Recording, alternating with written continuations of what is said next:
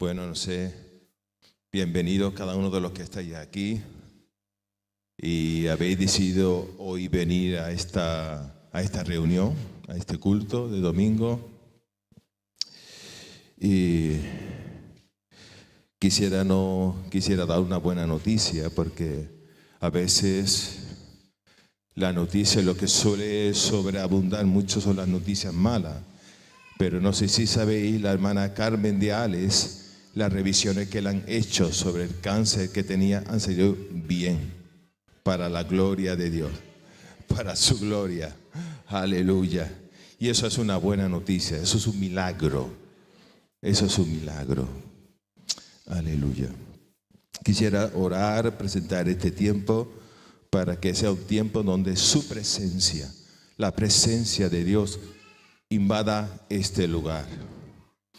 Padre, en esta mañana, Dios, te ruego, Señor, que toda carga, todo lo que puedan los hermanos traer a este lugar, que hayan venido con carga, con peso, sea quitado en este momento, Jesús. Y te ruego que esta palabra, Dios, esta predicación pueda edificar mi vida y la vida de mi hermano, Señor. Pueda, Señor, ser de edificación y de bendición para mi vida y para la vida de ellos, Padre. Oh, Señor. Pero quiero pedirte algo, un llamado especial, Padre. Quiero pedirte que me unjas con aceite fresco de tu Espíritu Santo, Padre. Oh, Señor, en el nombre de Jesús. Amén. Gloria a Dios. Aleluya. Es un gozo, es poder compartir con vosotros lo que Dios ha puesto en mi corazón. Y no sé vosotros, pero creo que lo tenemos al tanto de las cosas, de las noticias que el mundo surgen, que están surgiendo, y podemos ver que el fruto del pecado, el fruto del pecado en la sociedad de hoy en día. Hoy podemos ver el fruto de eso y cómo van las cosas cada vez peor, normal. Las profecías se tienen que cumplir, pero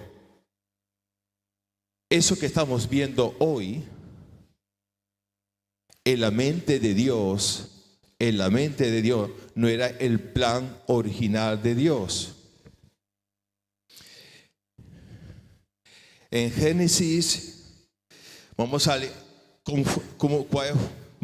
ver lo que la Biblia nos dice sobre esto, cuál fue el comienzo desde la creación, cuál fue el origen. Digo que esta circunstancia que he mostrado no es el plan original de Dios. El plan original de Dios. En Génesis 1:2 dice: y la tierra estaba desordenada y vacía. En algunas traducciones dice que era un caos total. En algunas traducciones lo traduce como un caos total. Aleluya.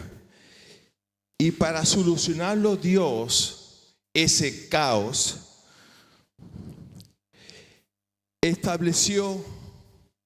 en la mente de Dios estableció un reino. Un reino. Desde el comienzo la idea del Señor era un reino. Su reino, el reino de Dios. Como podemos ver en Génesis 1:26. Génesis 1:26, que dice: entonces dijo Dios, hagamos al hombre a nuestra imagen, conforme a nuestra semejanza, y se enseñoree en los peces del mar y en las aves de los cielos y en las bestias en toda la tierra y en todo animal que se arrastra. Esa era la idea del hombre. Dios le dio al hombre la capacidad de gobernar, de tener dominio, y en algunas traducciones se traduce como reino. Reino. Y Dios le dio la capacidad al hombre, le dio la responsabilidad, mejor dicho, le dio la responsabilidad de gobernar sobre sobre los peces, las bestias y todo lo que tenía. Y lo colocó, como dice más adelante en el siguiente capítulo, Génesis 2:15, en el Edén, en un huerto, en el huerto del Edén. Aleluya. Y en el versículo siguiente, en el 2:16, dice que lo dotó de árboles frutales. Algunos dicen, tenía de todo, no solamente árboles frutales, tenía cereales, tenía agua en abundancia, lo tenía todo.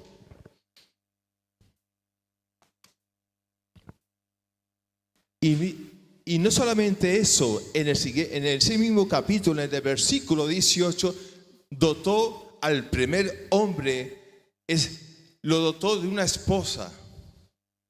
No solamente de todo eso, de una esposa. Es decir, el escenario de Adán y Eva era idílico, era extraordinario.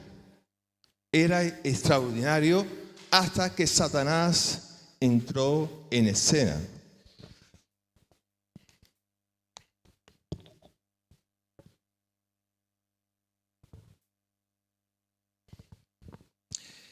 Y Satanás nunca viene como algunos piensan, con voz potente y nada, eso vino de una forma sutil. Él nunca viene de forma brusca. Eso piensa algunos, que viene de una forma brusca. No. Viene de una forma sutil. Fijaros lo que dice en el siguiente capítulo, Génesis 3:5. Dice, si no sabe Dios que el día que comáis de él, es decir, del árbol del bien y del mal, serán abiertos vuestros ojos y seréis como Dios sabiendo el bien y el mal. Así entró Satanás a esta pareja, así. Y en el siguiente versículo, en el 6, dice así la palabra.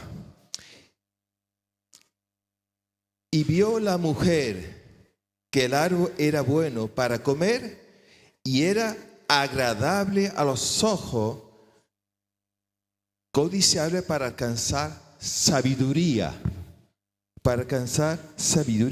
Y comieron los dos, Adán y Eva. Y Satanás, sabéis, todos conocéis a Satanás. Satanás nunca dice la verdad, nunca. Como mucho, medias verdades, pero nunca dice la verdad. Es el príncipe de la mentira. Fijaros lo que dice, les dijo en el capítulo 3 de Génesis 3:1. Le dice, no comáis de todo árbol del huerto. Primera mentira. Podían comer de todo árbol, excepto el árbol del bien y del mal. Pero podían comer de todo árbol. Esa fue la primera mentira. Y en el versículo 4 le dice, no moriréis. Otra mentira. Pero ellos sucumbieron a la tentación de Satanás. ¿Cuál fue ese sucumbir, esa tentación? El gobernarse por sí mismo y no dar cuentas a Dios. Ese fue el de ahí se originó los gobiernos que hoy tenemos. De ahí se originaron, de esa decisión que tuvieron Adán y Eva de sucumbir ante la astuta seducción de Satanás. De ahí salieron los primeros gobiernos. Aleluya, gloria a su nombre. Pero como consecuencia de la desobediencia, hubo consecuencias. Cuando uno peca, eso suele pasar. Se escondieron de la presencia de Dios. Yo no sé si en su conciencia, no sé si no lo dice, pero se escondieron de la presencia de Dios. Así que lo que hicieron, sabía que estaba mal lo que habían hecho. Segundo, tuvieron vergüenza. Sintieron vergüenza de estar desnudo, que eso antes no lo tenía. Y por último, se excusan. Adán se excusa que era el cabeza, que era el que tenía que haber estado ahí cuando Satanás estaba engañando. Dice, la mujer que me diste, se excusa. Pone excusa. Pero, hermanos, lo peor de eso no, sino que también le alcanzó la maldición. La maldición. Y esa maldición que les cayó a Adán y Eva está hasta el día de hoy. El ser humano está padeciendo hasta el día de hoy. Las mujeres están dando a luz con dolores. Eso es producto de esa maldición, de la caída de nuestros primeros padres. Trabajará con el sudor de tu frente, producto de la maldición. Así fue. Gloria a su nombre. Pero hermano, Dios es soberano. Dios es omnisciente. A nosotros se nos puede escapar, pero Dios sabía lo que Adán y Eva sabía lo que iban a hacer, que iban a sucumbir. Como dice Romanos 3:10, Dios conoce la condición del hombre y sabe cómo le es, y sabía que iban a caer.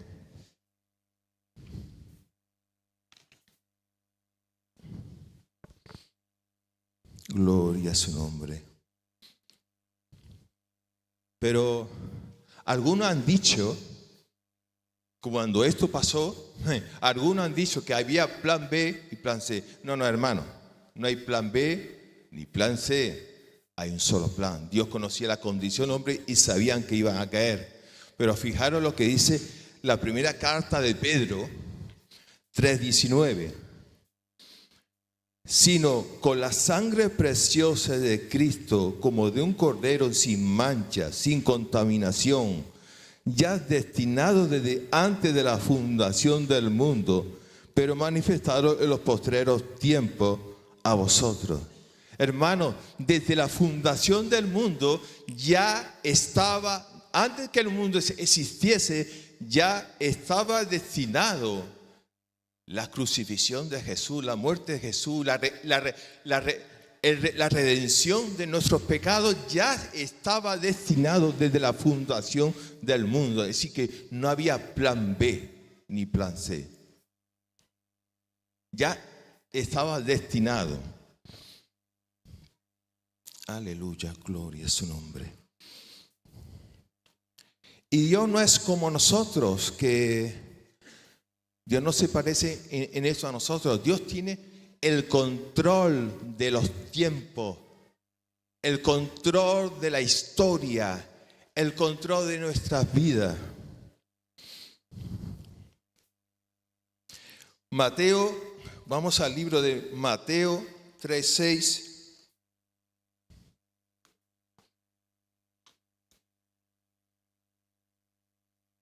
Aquí nos habla de un profeta.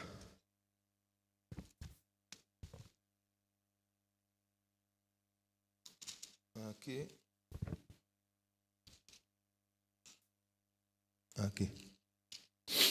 De un profeta. Es decir, que Dios no hace nada al azar. Dios mandó a un profeta, a Juan el Bautista. 430 años antes fue profetizado por Malaquías. 430 años antes fue profetizado por Malaquías. Y fue el siervo de Dios que Dios usó para preparar su camino. 30 años que comenzara Jesús su ministerio.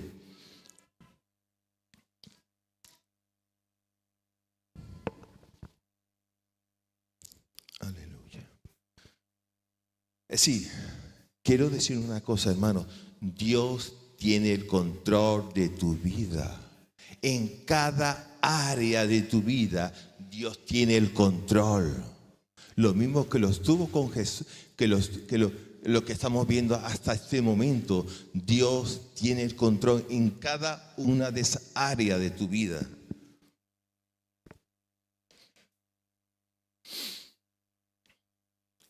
Todos conocemos lo que pasó a Juan Bautista, ¿no? La historia, ¿no? Pero aquí hay gente nueva, puede ser que no lo sepa. Juan Bautista, en el tiempo que empezó su ministerio, 30 años antes del comienzo de Jesús, el Mesías, iba predicando en el Jordán. Iba predicando en el Jordán y bautizando. Y había un rey llamado Herodes el Tetrarca que tenía la mujer de su hermano Felipe. Y Juan el Bautista le reprendía esa actitud de pecado, de adulterio, le reprendía. Y por ello, por la mujer de Felipe, fue encarcelado en la cárcel.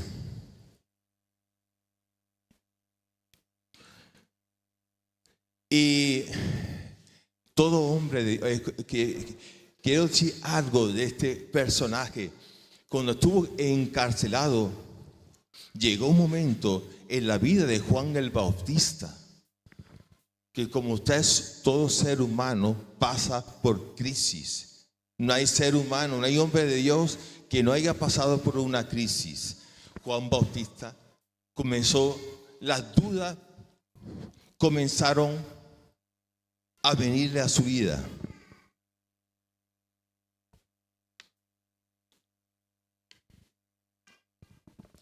Y hacerse preguntas, porque estaba escuchando los hechos poderosos de Jesús y mandó a dos de sus discípulos,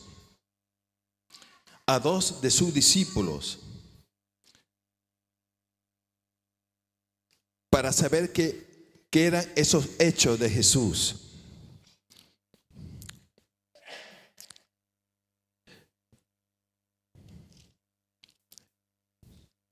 En el libro de arte, aquí, Mateo 11:5,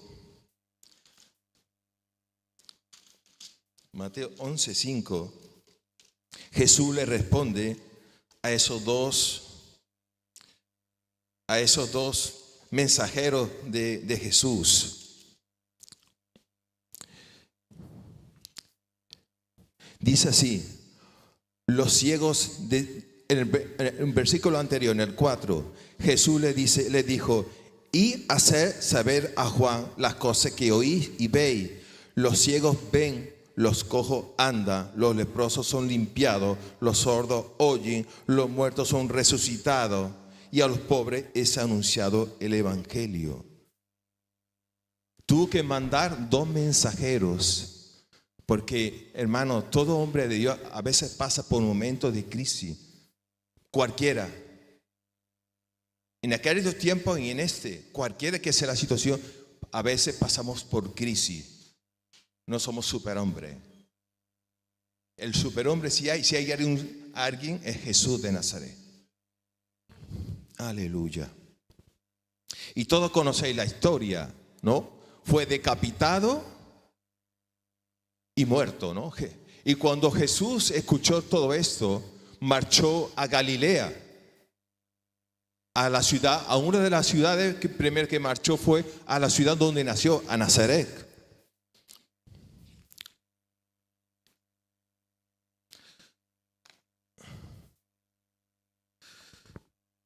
A Nazaret. Pero después se trasladó a una ciudad llamada Capernaum. Era una ciudad marítima, era una ciudad de mucho tránsito.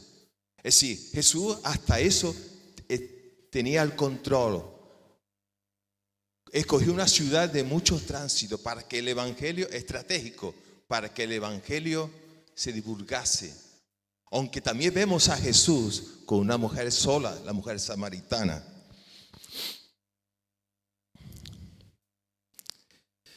Pero ¿qué más control? Dios tenía control de las ciudades, de la región donde iba a comenzar Jesús. Neftalí y Zabulón, profetizado por Isaías. Wow, Dios tiene el control de todo. Yo no sé a vosotros, pero a mí eso me trae paz, mucha paz. Saber que Dios tiene el control de todo, de los tiempos, de la historia, a mí eso me trae paz a mi corazón.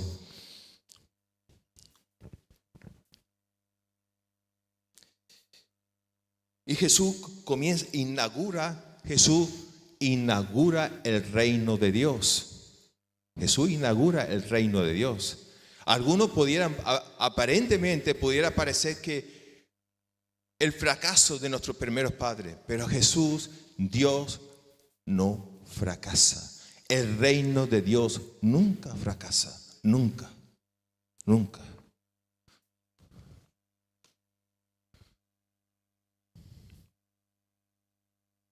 Aleluya. Y Jesús dice, su ministerio en la ciudad de Capernaum. Cosa curiosa, comienza con el mismo mensaje de Juan el Bautista, el mismo. Arrepentíos porque el reino de los cielos se ha acercado.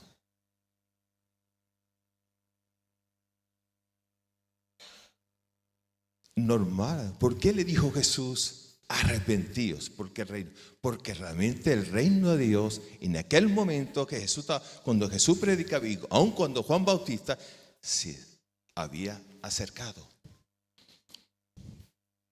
Aleluya, gloria a su nombre.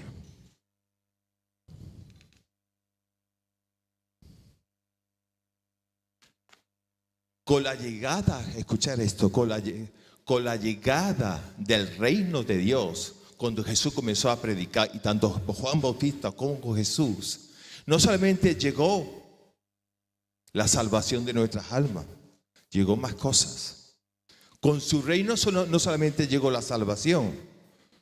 No se quedó Jesús cuando él empezó a predicar acerca del reino, no solamente llegó con la salvación. Fijaros lo que dice Isaías 61, del 1 al 3.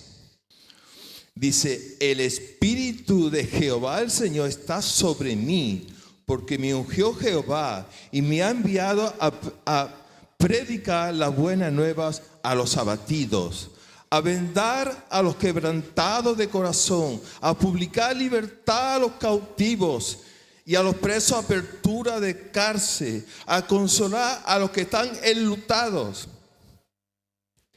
Y sigue así. Pero surge una pregunta y quiero, no conteste la pregunta, medítala, no la conteste. Si con Jesús, el Hijo de Dios, el Rey de Reyes, el Señor de Señores, el Dios hecho carne, llegó todo eso, surge una pregunta. ¿Es el reino de Dios lo más importante en tu vida? ¿Es el reino de Dios lo más importante en tu vida? ¿O es una opción más? Es decir, lo mismo que otras cosas, una opción más. Aparte de mi cosa, Jesús es una cosa más. ¿Es Jesús lo más importante en tu vida? Si con Jesús lo tenemos todo,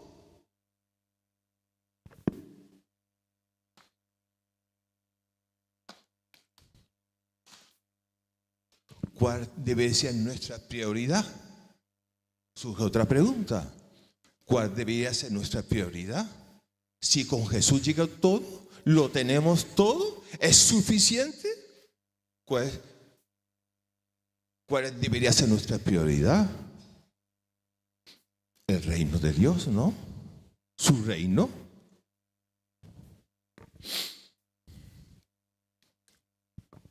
Dice que desde el principio, Dios nos hizo reyes y sacerdotes, como dice Éxodo 19:6, o como dice 1 Pedro 2:9, somos linaje escogido, real sacerdocio. Hermanos, somos reyes y sacerdotes. Formamos parte de un reino.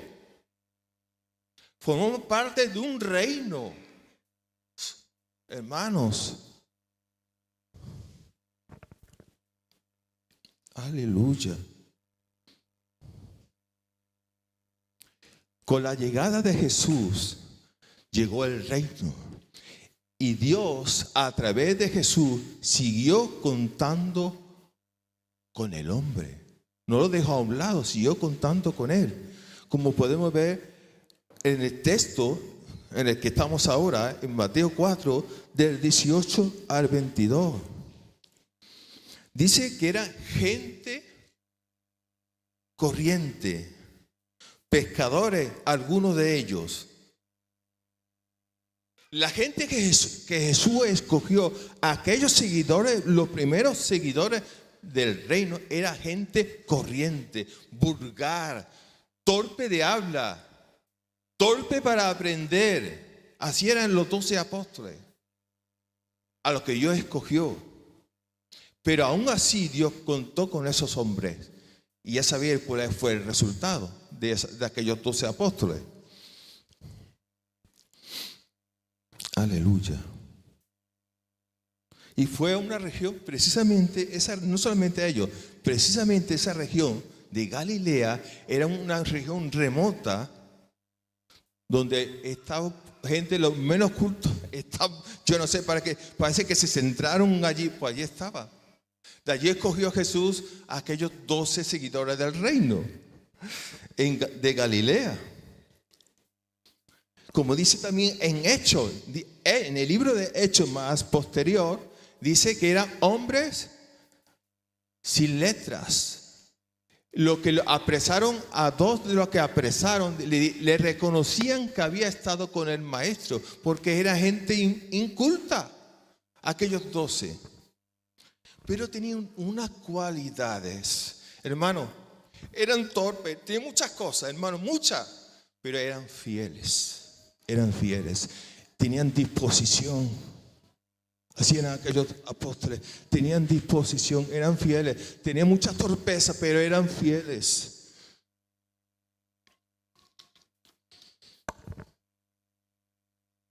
Eran gente acostumbrados a privaciones, gente acostumbrado a arriesgarse por su antiguo oficio de algunos de ellos que eran pescadores, era gente con privaciones, acostumbrada a pasar fatigas. Así eran aquellos, muchos de los 12 apóstoles eran así. Aleluya. Pero mira hermano, hay una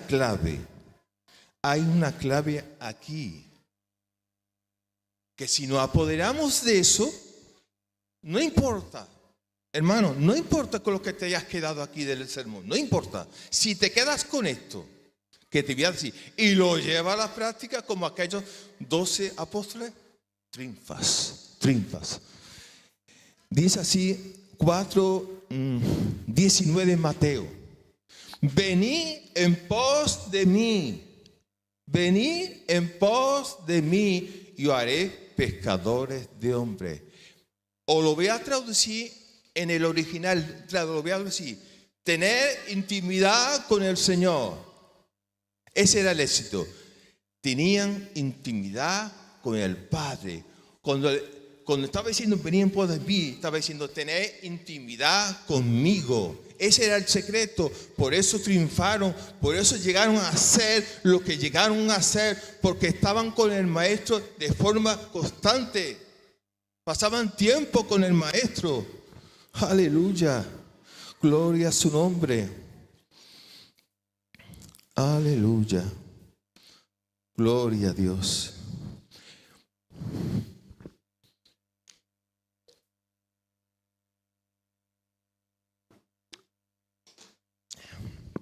Y algunos puede ser que a esta altura esté un poco despistado y esté escuchando reino. Oye, qué pesado este hermano con el reino. Qué pesado. Puede ser. Pero quiero darte una realidad. Si no la conoces, quiero darte una realidad. Hay dos reinos, dos. El reino de la luz gobernado por Dios, y el reino de las tinieblas, gobernado por Satanás. Te conviene saber acerca del reino. Si quieres tener victoria, te interesa conocer acerca del reino de Dios. Aleluya. Gloria a su nombre. Entonces, vámonos a la forma ya práctica. A la forma práctica. ¿Qué es un hombre del reino? ¿Qué es un hombre del reino? Un hombre del reino es aquel que manifiesta de forma tangible, visible, las marcas y el dominio completo del Señor, que está bajo el señorío de Cristo. Es aquel que muestra las marcas, el dominio completo de Dios, aquel que está bajo el señorío de Cristo, que Jesús es su Señor, su dueño. Ese es un hombre del reino. Pero si lo pudiera descifrar, resumir en una sola palabra, posiblemente esto que vas a escuchar ahora es la primera vez que lo escuchas. Posiblemente. Pero si lees la Biblia te darás cuenta que no.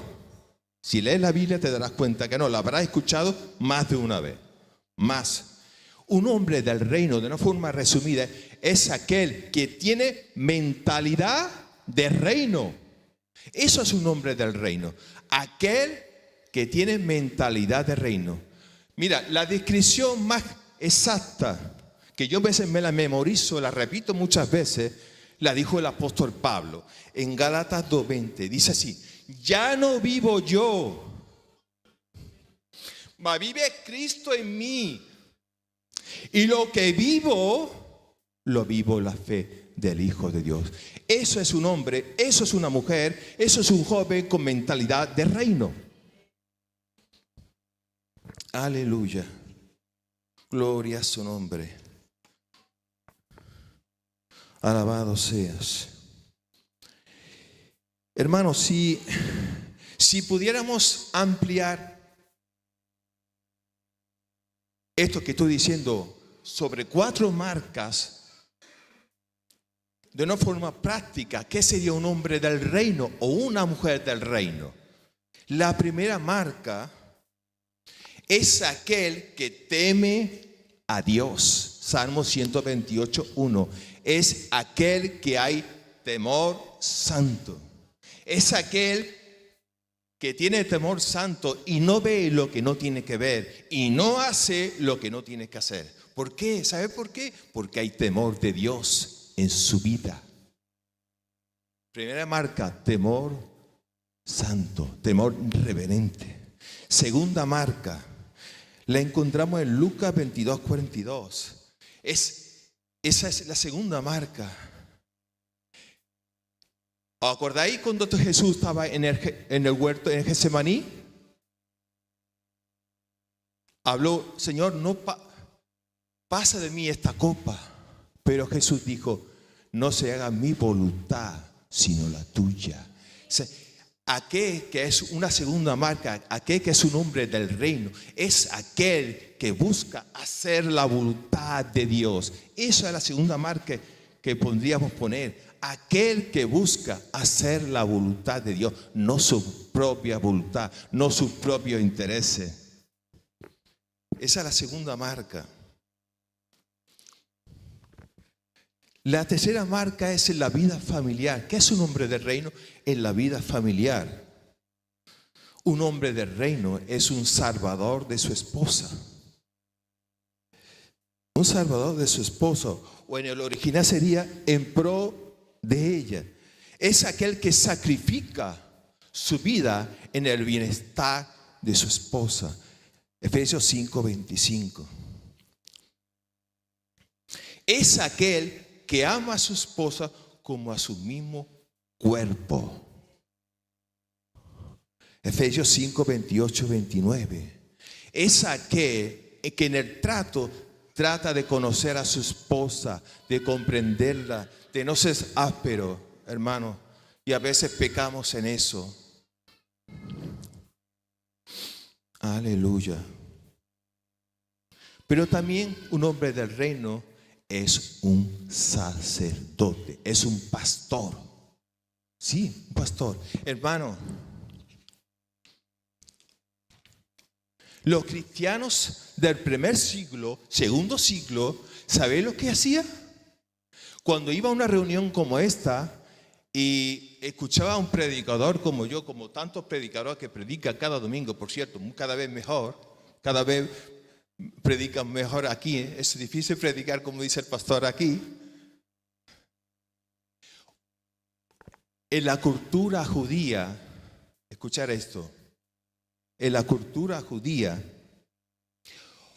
tenía una costumbre el cabeza, el pastor, que cuando iba a la reunión, todo lo que escuchaba durante toda la semana instruía a su esposa y a sus hijos. Así eran los cristianos del primer siglo, 100 años después de la muerte de Jesús. Así eran. Así eran. Y como digo, quiero dar un ejemplo, cómo era en aquellos tiempos en la cultura judía. Dice que cuando un cabeza de familia, el padre, se sentaba en la casa, se sentaba, no era para comer solo. Y corriendo y ver las noticias y salir disparado. No. Cuando se sentaba un judío, un cabeza, no era solamente para comer. Era para saber los asuntos de sus hijos, cómo iban. Las cosas que pasaban durante la semana, sus devocionales. Lo educaba. El cabeza era el que educaba a sus hijos. El cabeza. Esa era la responsabilidad del pastor, del hombre de la casa, de la cultura judía. Esa era su responsabilidad. Lo educaba. Estaba interesado por cada uno de ellos. Cómo iba su comportamiento. Organizaba los devocionales. Ese era el cabeza. Aleluya. Y en la iglesia, ¿qué es un hombre del reino en la iglesia? Un hombre del reino o una mujer, indistintamente, da igual. Es aquel que instruye, que forma a otros, que hace discípulos, que gana a otros para Cristo. Eso es un hombre del reino en la iglesia. No es aquel que llega un domingo, se goza de la presencia de Dios, se bendice con la palabra, pero cuando llega un lunes se quita la chaqueta y ya vive como otro. Un pie aquí y un pie en el reino de las tinieblas a veces, lamentablemente. Aleluya. Gloria a su nombre. Aleluya. Y por último, ¿qué es un hombre del reino en la sociedad? Tengo que confesar, ¿no? Yo no me pongo aureola, ¿sabes? Una aureola aquí de santito, no me la pongo. Yo soy como tú, pecador, que cometo fallos, faltas, muchas. Soy vulnerable. Un hombre del reino en la sociedad es aquel que está pendiente de las necesidades de sus vecinos. Se entera de aquel que está pasando una necesidad. Sí. Le habla de Dios, está enterado. Tengo que reconocer que para mí esto es un reto. Un hombre del reino en el vecindario es que a veces no es la solución a los problemas del vecindario. Eso es un hombre del reino en la sociedad. Y debo reconocer que para mí es un reto. Es así, es un reto. Pero fijaros lo que os voy a dar un dato. Y a mí eso me llegó, cuando yo lo escuché en esa traducción me llegó. Timoteo dice una traducción que tenía buen nombre. Timoteo dice que tenía buen nombre. ¿Qué es eso? Tenía buen testimonio con la gente de la calle donde vivía. Tenía buen testimonio. Así era Timoteo. Era un hombre del reino que tenía buen testimonio en la calle donde vivía. Eso es un nombre del reino en la sociedad. Y ya concluyo, voy concluyendo.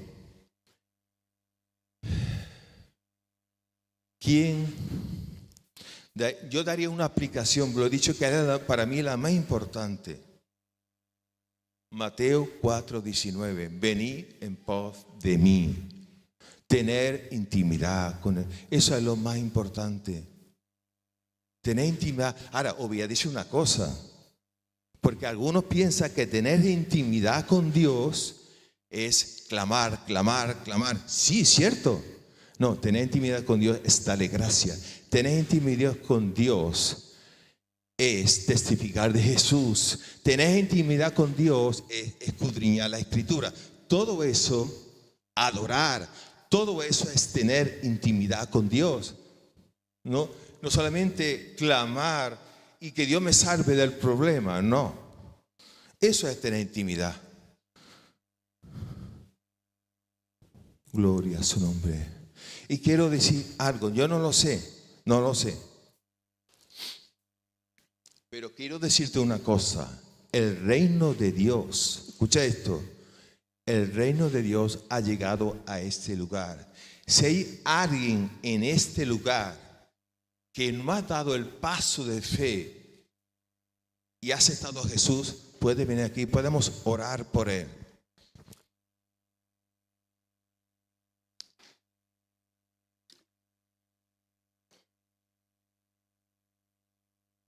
Y si no lo hay, gloria a Dios. Si no lo hay, pues todos son salvos, gloria a Dios. No importa, hermanos. Pero quiero decir, o quiero repetir, cuando aquí un hombre de Dios, una mujer de Dios, predica, o se esté siendo un discípulo, el reino de Dios, para mucha gente ha llegado a esas personas que están ahí. No pensé que, no, eso es el reino de Dios. Amén. Que Dios bendiga. Gloria a Dios.